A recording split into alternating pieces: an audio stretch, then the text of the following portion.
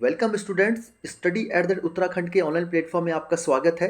पर्यावरण एवं पारिस्थितिकी की क्लास हम लोग लेके चल रहे थे, जिसमें हम लोग अभी तक वन संपदा, नवीनीकरण, नवीनीकृत ऊर्जा, नवीकृत ऊर्जा, इन सभी को हम अच्छे से लास्ट चैप्टर में कवर कर चुके हैं। ठीक है, तो आज का जो सेशन रहेगा वो सेशन रहेगा हमारा प्रदूषण के ऊपर मुख्यतः डिपेंडेंट। इसमें हम विभिन्न प्रकार के प्रदूषण, मुख्यतः वायु प्रदूषण और जल प्रदूषण की बात करेंगे और उससे संबंधित क्वेश्चनों को सॉल्व करने का प्रयास करेंगे। ठीक है, तो आइए शुरू करते हैं। पहले हम लोग पहले जान लेते हैं प्रदूषण के प्रकार क्या होते हैं। प्रदूषण आप अच्छे से समझते हैं। बेसिकली वे पदार्थ जिनसे प्रदूषण फैलता है वो प्रदूषक कहलाते हैं। प्रदूषण बेसिकली भूमि, वायु, जल के भौतिक, रासायनिक अथवा जैव लक्षणों में जो अपेक्षित परिवर्तन होता है उससे अधिक परिवर्तन हो जाना ही प्रदूषण कहलाता है। ठीक है, तो प्रदूषण के अगर प्रकारों की बात करें तो उनको हम कई तरह से बांट सकते हैं। बेसिकली आप जानते होंगे तीन प्रकार के प्रदूषण को: वायु प्रदूषण, जल प्रदूषण, भूमि प्रदूषण। ठीक है, लेकिन अगर हम इनके भौतिक गुणों की अगर बात करें तो एक गैसीय प्रदूषण भी होता है, धूल प्रदूषण, ताप प्रदूषण, ध्वनि प्रदूषण, रेडियो सक्रिय प्रदूषण। ठीक है, और अगर हम इनकी उत्पत्ति की बात करें तो उत्पत्ति के आधार पर इनको प्राकृतिक, और जिसमें आप ज्वालामुखी का फूटना आदि ये सब चीज़ें शामिल की जाती हैं। ठीक है, और एक होता है एंथ्रोपोजेनिक। ठीक है, तो इसे मानवोद्भावी कहा जाता है, मनुष्यों के द्वारा, जैसे औद्योगिक क्षेत्र, कृषि से उत्पन्न प्रदूषण, ये सब चीज़ें आपके आ जाएंगी एंथ्रोपोजेनिक में। ठीक है, और साथ ही साथ अगर बात करें पारिस्थितिकी तंत्र के आधार पर प्रदूषण की बात करें तो जैव। ठीक है, तो जैसे बायोग्रेडेबल हो गया, घर का कूड़ा, पशुओं का मलमूत्र, इसी वेज आदि, ये हो जाएगा। और अजैव में जो आज की डेट में बहुत ज़्यादा हमारे जो एरिया है उसमें आपको देखने को मिलेगा, प्लास्टिक हो गया, डीडीटी हो गया, बेंजीन, हेक्साक्लोराइड आदि, ये हो गया प्रदूषण के प्रकार। ठीक है, तो ये तो सिर्फ बेसिक जी बातें थी। अब हम इनके प्रश्नों को लेकर चलेंगे और प्रश्नों पे डिस्कशन करते हुए इन चीज़ों को समझने का प्रयास करेंगे। ठीक है, तो इसकी पीडीएफ आपको पहले ही भेज दी गई थी हमारे टेलीग्राम और व्हाट्सएप ग्रुप चैनल पर, जिससे आपको कहा गया था कि आप इनको सॉल्व करने का प्रयास करिए। तो अब आप एक एक करके देखते जाएंगे कि आप कितने प्रश्नों का उत्तर सही कर पा रहे हैं। ठीक है, तो पहला है मानव जनित पर्यावरणीय प्रदूषण कहलाते हैं। तो मैंने आपको बता दिया था मानव जनित जो पर्यावरण प्रदूषण होते हैं ये किसके अंतर्गत आते हैं? उत्पत्ति के आधार पर आते हैं, तो इनको बोला जाता है एंथ्रोपोजेनिक। ठीक है, तो मानव आधारित प्रदूषण को एंथ्रोपोजेनिक कहा जाता है। ठीक है, जैसे मानवीय क्रियाओं द्वारा पर्यावरण में डाले गए रासायनिक एवं जैविक कचरे को एंथ्रोपोजेनिक प्रदूषण की संज्ञा दी जाती है। इस चीज़ को आपको क्लियर हो जाना चाहिए। अगला क्वेश्चन देखते हैं हम लोग। मानव गतिविधियों से परिवर्तित पर्यावरण कहलाता है। ठीक है, तो प्रदूषण तो हमने देख लिया, तो पर्यावरण भी वही हो जाएगा, एंथ्रोपोजेनिक पर्यावरण, इसका उत्तर यही हो जाएगा। ठीक है, नेक्स्ट देखते हैं हम लोग। जैव विघटित प्रदूषक हैं। ठीक है, तो आपको ये जो चार ऑप्शन दिए गए हैं, पारा, प्लास्टिक, वहित मल, एस्बेस्टस, तो इनमें जैव विघटित जो है ये क्या हो जाएगा? जो वहित मल है मानव का, पशु का, जंतुओं का, तो इसी को जैव विघटित प्रदूषक कहा जाता है। ठीक है, ओके, नेक्स्ट क्वेश्चन देखते हैं। निम्नलिखित में कौन जैव अपघटनीय प्रदूषक है? ठीक है, ऐसा प्रदूषक जैव अपघटनीय प्रदूषक कहलाएगा जिनका माइक्रो ऑर्गेनिज्म जैसे सूक्ष्म जीवधारियों द्वारा पूर्ण विघटन किया जा सके। ठीक है, तो ऐसे जैव अपघटनीय प्रदूषक कहलाते हैं। ठीक है, तो इसका उत्तर हो जाएगा सीवेज। ठीक है, तो माइक्रो जो हमारे जीवधारी, इसका सीवेज का जो है पूरी तरह से इसको डिमोलिश कर सकते हैं। ठीक है, ताकि ये पारिस्थितिकी तंत्र के लिए उपयोगी हो सकते हैं। जैसे सीवेज हो गया, कागज हो गया, लकड़ी आदि का, इनका बैक्टीरिया वगैरह द्वारा इनका पूरी तरह से इसको खत्म समाप्त किया जा सकता है। ठीक है, तो इसका उत्तर हो जाएगा सीवेज। ओके, नेक्स्ट क्वेश्चन देखते हैं। निम्नलिखित में कौन सा जैव निम्नीकरण करणीय है? ठीक है, तो जैव निम्नीकरण से आप क्या समझते हैं? वे पदार्थ जो जैविक प्रक्रम द्वारा अपघटित हो जाते हैं, मतलब ऐसी प्रक्रिया जैसे जीव जंतुओं का मलमूत्र है, तो बैक्टीरिया आदि, जीवाणु आदि उसको डिमोलिश कर सकते हैं, उसका निम्नीकरण कर सकते हैं। तो उन्हें क्या, कौन सा होगा इनमें से? तो इनमें से अगर आप उत्तर देखें तो रबड़ जो है ना, तो रबड़ वाला जो आइटम है ये निम्नीकरण हो सकता है। ठीक है, तो रबड़, बाकी नहीं होगा। ठीक है, ना तो पारा होगा, ना प्लास्टिक, मरकरी, कुछ नहीं हो सकता, रबड़ हो सकता है। ठीक है, ओके, अब आगे देखते हैं। अगर क्वेश्चन आप देखेंगे तो उसको आपको बिल्कुल क्लियर इसका उत्तर समझ आ जाना चाहिए कि कोयला, पेट्रोल, डीजल आदि का जो दहन है इसका मूल स्रोत क्या है? तो इसका सिंपल सा आंसर होना चाहिए वायु प्रदूषण। ठीक है, जो वायु प्रदूषण का स्रोत है। ठीक है, इनके जो दहन होता है इससे कार्बन, नाइट्रोजन ऑक्साइड के वायु में व्याप्त हो जाते हैं, जो वायु प्रदूषण का प्रमुख कारण है। अब यहाँ पे कोविड पीरियड में आपने देखा होगा कि किस प्रकार वाहन को चलने में कमी हुई, या अब जैसे बहुत ज़्यादा ट्रांसपोर्ट वगैरह में कमी हुई। ठीक है, तो उससे क्या आसपास की हवा साफ हो गई, काफ़ी चीज़ें, इन्वायरमेंट क्लियर हो गया। ठीक है, तो वायु प्रदूषण कम हो गया। ठीक, ओके, नेक्स्ट देखते हैं प्रकाश रासायनिक धूम्र कोहरे के बनने के समय निम्न में से कौन सा एक उत्पन्न होता है। बहुत इंपॉर्टेंट क्वेश्चन है, याद रखिएगा, यूपीएससी का प्रश्न है और वनडे एग्जाम में भी आ सकता है। तो प्रकाश रासायनिक धूम्र कोहरा जिसे स्मॉग आप कहते हो, ठीक है। आज थोड़ा क्लास लंबी चलेगी, इसके लिए मैं क्षमा चाहूँगा क्योंकि थोड़ा सा डिस्कस करना आवश्यक है, बहुत अच्छी टर्म्स हैं, ठीक है। तो स्मॉग, ठीक है। तो स्मॉग की उत्पत्ति किससे हुई, एक स्मोक, ठीक है, एक धुआं और एक फॉग, ठीक है। धुआं प्लस फॉग, तो इसको स्मॉग इसलिए कहा जाता है। फॉग कोहरा हो गया, स्मोक धुआं हो गया, तो इनके मिलने से बनता है। तो बेसिकली कैसे बनता है, गाड़ियों जो गाड़ी औद्योगिक कारखानों से निकले धुएं, इनमें क्या है, उपस्थित नाइट्रोजन ऑक्साइड एवं नाइट्रोजन डाइऑक्साइड गैसें सूर्य के प्रकाश में हाइड्रोकार्बन के साथ क्रिया करके कई सारे द्वितीयक प्रदूषकों को जन्म देती है। वो प्रदूषक कैसे कौन कौन से होते हैं, जैसे ओजोन हो गया, ठीक है, फॉर्मेल्डिहाइड हो गया, ठीक है, पैन जिसे बोलते हैं, प्री एसिटिक एसिटाइल नाइट्रेट हो गया। तो ये क्या होते हैं, बेसिकली ये नाइट्रोजन के ऑक्साइड के साथ कार्बन हाइड्रोकार्बन का विक्रिया करते हैं। तो इसका उत्तर जो आपका सही हो जाएगा, इसको याद रखिएगा, नाइट्रोजन ऑक्साइड, ठीक है। बहुत इंपॉर्टेंट है, याद रखिएगा, गाड़ियों औद्योगिक कारखानों से निकलने वाले धुएं में उपस्थित नाइट्रोजन ऑक्साइड या नाइट्रोजन डाइऑक्साइड, ठीक है, यही इसको क्रिया करती हैं, ठीक है, जो आपका धूम्र या स्मॉग बनता है। दिल्ली वगैरह में आपने बहुत ज़्यादा देखा होगा स्मॉग, ठीक है।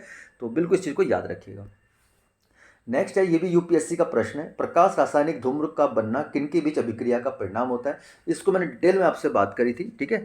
NO2O3 तथा पैराक्सी एसिटिल नाइट्रेट के बीच सूर्य के प्रकाश में उपस्थिति, ठीक है। तो इसमें मेन जो आपका तत्व है वो नाइट्रोजन डाइऑक्साइड या नाइट्रोजन ऑक्साइड, ठीक है, याद रखिएगा। ओके, क्वेश्चन नंबर 4 है, ये देखिए, आप देखोगे जहाँ तक प्रदूषण दिल्ली वाले क्षेत्र में हो गया, या आपको जरूर आप गॉगल्स लगा के रखने पड़ते हैं, गाजियाबाद हो गया, बेंगलोर, ऐसी कुछ सिटी है जहाँ पर आपको धुएं से आंखों में जलन स्टार्ट हो जाती है, ठीक है। तो धुआं में आंखों को प्रभावित करने वाला कौन सा शक्तिशाली उत्तेज होता है, ठीक है, आपने इस चीज़ को महसूस कई बार किया होगा, ठीक है। तो ये जो कौन होता है जो आंखों में जलन पैदा करता था धुएं से, प्रदूषण से, तो इसका उत्तर हो जाएगा पैराक्सी एसिटिल नाइट्रेट, ठीक है, पैराक्सी एसिटिल नाइट्रेट इसका उत्तर सही हो जाएगा। ओके, सामान्य स्थितियों में वातावरण में प्रदूषण उत्पन्न करने वाली गैस है, जो सामान्य जो स्थिति है उनमें, तो ठीक है। तो सामान्य स्थितियों में कार्बन मोनोऑक्साइड होती है जो वायुमंडल में प्रदूषण उत्पन्न करने वाली गैस है, ठीक है। ओके, और कार्बन मोनोऑक्साइड को एक प्राथमिक वायु प्रदूषक है जो रंगहीन अति विषैली गैस है, इसे प्राथमिक वायु प्रदूषक कहा जाता है, ठीक है। ओके, आपको बेसिकली प्राथमिक प्रदूषक समझना होगा और द्वितीयक प्रदूषक समझना होगा। प्राथमिक आप समझिए कि जहाँ से उत्सर्जन हुआ, जैसे उत्सर्जन हुआ वो सीधा वायुमंडल में मिल जाते हैं, ठीक है। वो बिना अभिक्रिया के प्रदूषक के रूप में वायुमंडल में मिल जाते हैं। जैसे आप मान के चलिए, गाड़ी से धुआं निकला, धुएं में कार्बन मोनोऑक्साइड थी, वो सीधा वातावरण में जाके मिल गई, ठीक है। जब वातावरण मिल गई तो वो प्रदूषक बन गई। लेकिन कभी कभी क्या होता है कि ऐसे कुछ ऐसे तत्व जो वायुमंडल में डायरेक्टली नहीं मिलते, वायुमंडल में उपस्थित जो ऑलरेडी तत्व हैं, आप मटेरियल है, उनसे उनके साथ क्रिया करके, उन गैसों की क्रिया करके एक प्रदूषक निर्माण करते हैं। जैसे ओजोन हो गया, ठीक है, ये एक जैसे डायरेक्टली तो मिला नहीं, ठीक है, तो फिर ये प्रक्रिया करके बनता है। दूसरी बात, जैसे अभी मैंने अभी थोड़ी देर पहला पैराऑक्सी एसिटिल नाइट्रेट आते हैं, ये नाइट्रोजन ऑक्साइड से क्रिया करके बनते हैं, तो इनको द्वितीयक प्रदूषक कहा जाता है। इन दोनों की चीज़ों को आप समझिएगा, ठीक है। ये क्वेश्चन अभी नेक्स्ट आ ही रहा है, इसलिए मैंने आपको पहले ही बता दिया।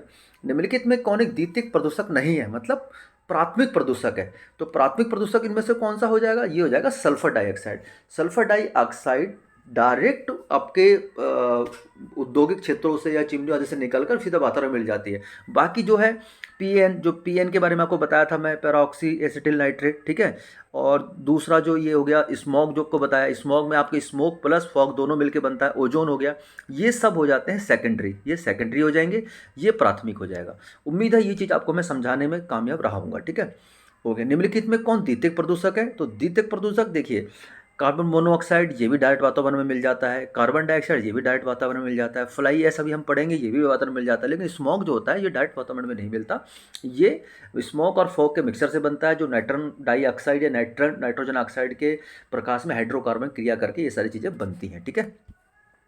ओके, नेक्स्ट देखते हैं, अधूरे प्रज्वलन के कारण मोटर कार एवं सिगरेट से निकलने वाली रंगहीन गैस कौन सी है, ठीक है। तो ये रंगहीन गैस बहुत ही खतरनाक gas carbon monoxide. Next question देखते हैं, अधूरे प्रज्वलन के कारण मोटर कार एवं सिगरेट से निकलने वाली रंगहीन गैस कौन सी है। ठीक है, अब कभी कभी सोचते होंगे कि सिगरेट से कौन सी गैस निकल रही है। सिगरेट के जो धुआं निकलता है वो कार्बन मोनोऑक्साइड नहीं है, कुछ आपको जो दिखाई नहीं दे रहा वो कार्बन मोनोऑक्साइड है। ठीक है, तो आप याद रखिएगा, इसका उत्तर कार्बन मोनोऑक्साइड हो जाएगा। ठीक है, आगे बढ़ते हैं हम लोग नेक्स्ट क्वेश्चन की तरफ। नेक्स्ट क्वेश्चन हमारा है, मोटर वाहनों से निकलने वाली निम्न में कौन सी एक मुख्य प्रदूषक है। तो ये हो जाएगा कार्बन मोनोऑक्साइड। ठीक, आगे बढ़ते हैं हम लोग। वाहनों में पेट्रोल के जलने से निम्न धातु वायु को प्रदूषित करती है। तो कौन प्रदूषित करती है? पेट्रोल में बेसिकली आपका सीसा मिला होता है, लेड जिसे बोलता है। ठीक है, वो वातावरण में जैसे पेट्रोल का जलन हुआ, प्रज्वलन हुआ, तो उसके बाद वातावरण में वो सीसा खुल जाता है। वो सीसा हमारे सांस के जरिए हमारे शरीर में पहुंच जाता है, वो हमारे मस्तिष्क को प्रभावित करता है, बुद्धि क्षमता को बहुत अधिक तक बदलाव पहुंचाता है। तो ये लेड इसका आंसर हो जाएगा, लेड अथवा सीसा। ओके, आप कभी भी सोचते हैं कि सीएनजी, ठीक है, जो कंप्रेस नेचुरल गैस है, जो हमारे आजकल गाड़ियों में बहुत ज़्यादा पाई जाती है, उसमें मुख्य घटक कौन सा है। ठीक है, तो उसका मुख्य घटक मेथेन होता है, जो एक प्रदूषक होता है, वो आप इसको याद रखिएगा। निम्नलिखित वायु प्रदूषकों को में रक्तधारा को दुष्प्रभावित कर मौत उत्पन्न कौन कर सकता है। ठीक है, तो इसमें जो है ये सबसे कार्बन मोनोऑक्साइड इतनी ज़्यादा जहरीली गैस है कि आपको पता भी नहीं लगेगा कि कब आपको सांस की समस्या होगी, कब आपकी मृत्यु होगी, क्योंकि वो न्यूट्रलाइज कर देता है आपके मस्तिष्क को। निम्नलिखित में कौन सा वायु प्रदूषक ऑक्सीजन की अपेक्षा अधिक शीघ्रता से रक्त के हीमोग्लोबिन में घुल जाता है। तो फिर वही बात आ गई, मैंने आपको बताया कार्बन मोनोऑक्साइड। ठीक है, निम्नलिखित में कौन वायु प्रदूषक सर्वाधिक हानिकारक है। इनमें अगर चूज करना पड़े तो आपको बड़े आसानी से आपको चूज करना पड़ेगा, कार्बन मोनोऑक्साइड सबसे ज़्यादा वायु प्रदूषक खतरनाक है। निम्नलिखित में कौन सी एक वायु प्रदूषक गैस है और जीवाश्म ईंधन के ज्वलन के स्वरूप में उत्पन्न होती है। ठीक है, तो जीवाश्म ईंधन के ज्वलन से उत्पन्न होने वाली जो वायु प्रदूषक गैस है, ये हो जाएगी सल्फर डाइऑक्साइड। ठीक है, ओके। फ्लाई ऐश एक प्रदूषक दहन है जो प्राप्त होता है किसको जलाने से। ठीक है, जो फ्लाई ऐश की बात थोड़ी देर पहले करी थी, वो कोयले के दहन से होता है। ठीक है, इसमें बहुत सूक्ष्म कण उपस्थित होते हैं जो धुएं की हवा में तैरते रहते हैं। ठीक है, तो ये कोयला आधारित जो विद्युत घर वगैरह होते हैं, यहाँ पर सूक्ष्म जो पाउडर होता है कोयले का दहन के बाद जो निकलता है, उसे फ्लाई ऐश कहा जाता है। आजकल आपने सुना होगा फ्लाई ऐश की ईंट भी बनने लगी, बहुत हल्की ईंट होती है। ठीक है, घरों बनाने के लिए वो है। तो ये हो जाएगा इसका उत्तर, कोयल अथवा पत्थर के कोयले को करने दहन से। ठीक है, फ्लाई ऐश प्रदूषण होता है तो आप बिल्कुल आसानी से इसका आंसर निकाल लेंगे, ताप विद्युत संयंत्र से, क्योंकि यहाँ पर कोयले का इस्तेमाल होता है, इसी में कोयले का दहन से ही ये फ्लाई ऐश उत्पन्न होती है। निम्नलिखित में कौन सा एक वायु प्रदूषण के जैविक सूचक का कार्य करता है। ये बहुत इंपॉर्टेंट हो जाता है। ठीक है, लाइकेन जो होता है ना, जो वायु प्रदूषण के जैविक प्रदूषण सूचक का कार्य करता है। ठीक है, तो लाइकेन क्या करता है, इसका जो रंग होता है ना, ये वायु में प्रदूषण होने से, तो जैसे सल्फर डाइऑक्साइड की वातावरण में वायुमंडल में मात्रा बढ़ जाती है, तो इसका रंग बदलने शुरू हो जाता है। रंग बदलते ही इसकी लाइकेन समाप्त होने लगता है। तो ये वायु प्रदूषक का बहुत बड़ा सूचक है। ठीक है, ओके। नेक्स्ट देखते हैं हम लोग। नेक्स्ट क्वेश्चन में सेम वायु प्रदूषण का कौन सूचक है। यहाँ पे स्टार इसलिए लगा हुआ है क्योंकि मैंने जानबूझ के आंसर लिया है, क्योंकि इनमें जो लाइकेन है ना, लाइकेन प्लस मास, ये दोनों के दोनों जो है ना, ये आपके वायु प्रदूषण का सूचक है। ठीक है, इसलिए उसका उत्तर दोनों हो जाएगा। ठीक है, ओके। निम्नलिखित में कौन जल प्रदूषक नहीं है। ठीक है, अगर हम जल प्रदूषक की बात करें तो इनमें क्या हो जाएगा तो आपका उत्तर हो जाना चाहिए इसमें सल्फर डाइऑक्साइड, ये वायु प्रदूषक है। बाकी तांबा, जस्ता, निकल, ये सारे जल प्रदूषक हैं। प्रदूषण युक्त वायुमंडल को निम्न में से किसके द्वारा स्वच्छ किया जा सकता है। ठीक है, तो वर्षा द्वारा ना, वर्षा वातावरण में घुली हुई सारे प्रदूषणों को जमीन पर लाके बिठा देता है, तो ये हो जाएगी वर्षा द्वारा शुद्ध किया जा सकता है। एशियाई भूरा बादल, ठीक है, एशियाई भूरा बादल ये 2002 में फैला था। ये बहुत पुराना प्रश्न है और जस्ट अगले साल इसको एग्जाम में पूछ लिया 2003 में, उत्तराखंड यूडीए और एलडीए वाले एग्जाम में। ठीक है, तो ये कहाँ फैला था, ये दक्षिण एशिया में फैला था। ठीक है, ओके, इसका उत्तर दक्षिण एशिया हो जाएगा। नेक्स्ट देखते हैं हम लोग, यूपी लोअर स्पीशियस का प्रश्न है ये। जाड़े की ऋतु में दिल्ली में वायु प्रदूषण उच्च स्तर का रहता है। ठीक है, ये बिल्कुल सही बात है, क्योंकि वहाँ स्मॉग होता है। ठीक है, स्मॉग के कारण। ठीक, दूसरा, मोटर गाड़ियों में दहन की प्रक्रिया जाड़े में बढ़ जाती है, ये गलत है। ऐसा नहीं है, जाड़े में बढ़ जाती ये नहीं है, क्योंकि जाड़े में जो आपका स्मोक है, प्रदूषण तो वायुमंडल फैला हुआ है, लेकिन जो फॉग उसके साथ मिल जाता है, स्मॉग बना देता है, वो है। तो इसका उत्तर ये हो जाएगा, ऑप्शन सी ए सही है, परंतु आर गलत है। इंडोर वायु प्रदूषक का वायु प्रदूषण का सर्वाधिक महत्वपूर्ण प्रदूषक है। ठीक है, जो इंडोर है, इनमें क्या, जो रेडॉन जो गैस होती है ना, ये रेडॉन गैस, ठीक है, ये सबसे ज़्यादा आपका क्या हो जाता है, महत्वपूर्ण प्रदूषक है। ये बेसिकली क्या होता है कि जैसे वातावरण में कमी हो जाती है, ये बेसिकली क्या है, ये प्राकृतिक रूप से निकलती है घरेलू गतिविधियों के कारण, ठीक है। और रेडियम से निकलने वाली गैस है, फेफड़ों को कैंसर को जन्म देती है, तो इस रेडॉन गैस को ही इंडोर वायु प्रदूषक कहा जाता है। सिगरेट के धुएं में मुख्य प्रदूषक कौन सा है, स्टार्टिंग में था, और आप ये जान लीजिए, कार्बन मोनोऑक्साइड मैंने आपको बता दिया, और बेंजीन बहुत इंपॉर्टेंट है, याद रखिएगा। अगर सिगरेट कोई पीता है तो कृपया छोड़ दीजिए या छोड़ने का प्रयास करिए, बहुत मुश्किल हो जाती है बाद में, जीवन बहुत ज़्यादा मुश्किल हो जाता है, ठीक है। एक बार के लिए ड्रिंक करने वाला बंदा बच सकता है, लेकिन ये दोनों खतरनाक है, दोनों चीज़ें गलत है, नहीं करनी चाहिए, बट ये बहुत खतरनाक हो जाता है सिगरेट वाला, ठीक है। रिंगलमैन स्केल का प्रयोग निम्नलिखित में किसके घनत्व मापन में होता है, ठीक है। एक रिंगलमैन स्केल का प्रयोग किया जाता है, जो ये फ्रांसीसी प्रोफेसर थे, इन्होंने, इनका पूरा नाम था मैक्समिलियन रिंगलमैन, ठीक है, इनके द्वारा विकसित किया गया था। ये किया गया जो धुएं का घनत्व मापने के लिए होता है, ठीक है। तो इसका उत्तर हो जाएगा धुआं। अगला देखते हैं हम लोग, वायु प्रदूषण निवारक एवं नियंत्रण अधिनियम किस वर्ष बना था, ठीक है। तो ये जो आपका क्वेश्चन है, ये बड़ा अच्छा क्वेश्चन है। ये इस भारतीय संविधान के अनुच्छेद 253, ठीक है, याद रखिएगा, अनुच्छेद 253 के तहत वर्ष 1981 में वायु प्रदूषण निवारक अधिनियम बनाया था, ठीक है। इसको याद रखिएगा, 1981, वेरी इंपॉर्टेंट है, आप ध्यान रखिएगा इस क्वेश्चन को, ठीक है। ओके, नेक्स्ट क्वेश्चन देखते हैं हम लोग। वाहनों में उत्सर्जित कार्बन मोनोऑक्साइड को कार्बन डाइऑक्साइड में परिवर्तित करने वाली उत्प्रेरक परिवर्तन की सिरेमिक डिस्क किससे स्तरित होती है, ठीक है। ये थोड़ा डीप क्वेश्चन पूछ दिया, ठीक है।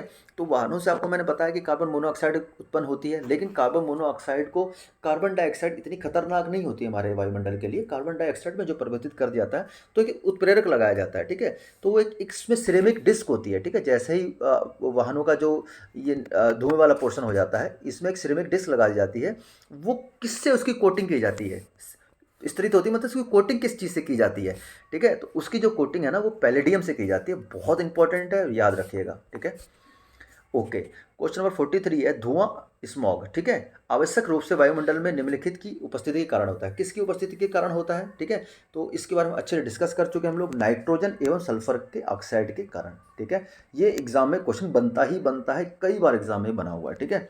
नाइट्रोजन तो जरूर होगा, याद रखिएगा, ठीक है। ओके, राष्ट्रीय स्वच्छ वायु कार्यक्रम केंद्र सरकार द्वारा किस वर्ष प्रारंभ किया गया, ठीक है। तो ये क्वेश्चन यूपी से 2020 का है, जनवरी 2019 में कराया गया था ये, केंद्रीय पर्यावरण वन जलवायु मंत्रालय द्वारा राष्ट्रीय स्वच्छ वायु कार्यक्रम, ठीक है, NCAP, ठीक है, इसको लागू किया था, ठीक है। ओके, इसका जो लक्ष्य है 2024 तक, ठीक है, और जो वायुमंडल में प्रदूषण की सांद्रता है उसको 20 से 30% तक की कटौती करना था, ठीक है। ओके, नेक्स्ट देखते हैं, हमारे देश के शहरों में वायु गुणवत्ता सूचकांक का परिकलन करने में साधारणता निम्नलिखित वायुमंडलीय गैसों में किसको विचार में लिया जाता है। बहुत अच्छा क्वेश्चन है कि हम, जैसे हमारा जो प्रदूषण नियंत्रक बोर्ड है, वो वायु गुणवत्ता सूचकांक कैसे जारी करेगा कि यहाँ पे इस शहर का कितना है, इस पर्टिकुलर स्थान का कितना है, तो उनमें से किन किन गैसों को ये चूज करता है और वो गैसें कितनी प्रतिशत मात्रा में उस पर्टिकुलर जगह पर विद्यमान है, उसी का आधार पर सूचकांक तैयार किया जाता है। तो इनमें जो आपको ऑप्शन में carbon dioxide, carbon monoxide, nitrogen dioxide, sulphur dioxide और पांचवा मीथेन, तो इनमें किनको लिया जाता है, ठीक है। तो ऑप्शन है आपका 1 2 3, 2 3 4, 1 4 5, 1 2 3 4 5, ठीक है। तो मैं आपको सीधा आपको मार्क कर देता हूँ इसका। इसमें बेसिकली क्या ले जाता है, एक तो कार्बन मोनोऑक्साइड को, बहुत इंपॉर्टेंट है, दूसरा लिया जाता है नाइट्रोजन डाइऑक्साइड को, और चौथा लिया जाता है सल्फर डाइऑक्साइड को।